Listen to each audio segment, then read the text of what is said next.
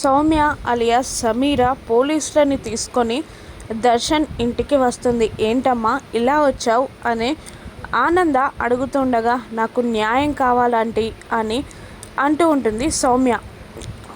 న్యాయం కావాలి అంటూ మా ఇంటికి పోలీసులను తీసుకొని రావడం ఏంటి నువ్వు అని దర్శన్ నిలదీస్తూ ఉంటాడు.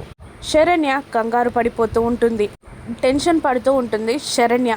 అవును సార్, మీరు నా లైఫ్ని నాశనం చేశారు అనగానే, వాట్, నేను నీ లైఫ్ని నాశనం చేయడం ఏంటి అని దర్శన్ షాక్ అవుతూ ఉంటాడు. అవును, ఆ రోజు నన్ను బలాత్కారం చేయలేదా అని నిలదీస్తూ ఉంటుంది సౌమ్య. లేదు, నేను నిన్నేం చెయ్యలేదు అని అంటూ ఉంటాడు దర్శన్.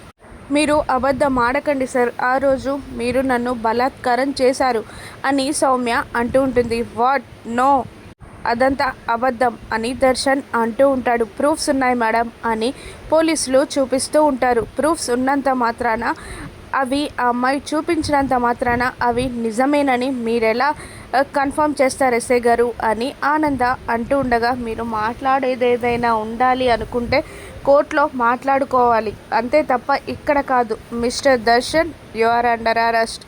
రేప్ కేసులో నిన్ను అరెస్ట్ చేస్తున్నాం అంటూ దర్శన్ చేతులకి సంకెళ్ళు వేస్తూ ఉంటారు పోలీసులు. ఆనంద ప్రీతి ఆ సౌమ్యని బ్రతిమిలాడుతూ ఉండగా శరణ్య పోలీసులని బ్రతిమిలాడుతూ ఉంటుంది. అయినా దర్శన్ చేతికి సంకెళ్ళు వేసి తీసుకెళ్తూ ఉంటారు పోలీసులు. అమ్మ, నాకేం తెలియదమ్మా అని దర్శన్ అంటూ ఉండగా సంకెళ్ళు వేసి లాక్కొని వెళ్తూ ఉంటారు దర్శన్ని పోలీసులు.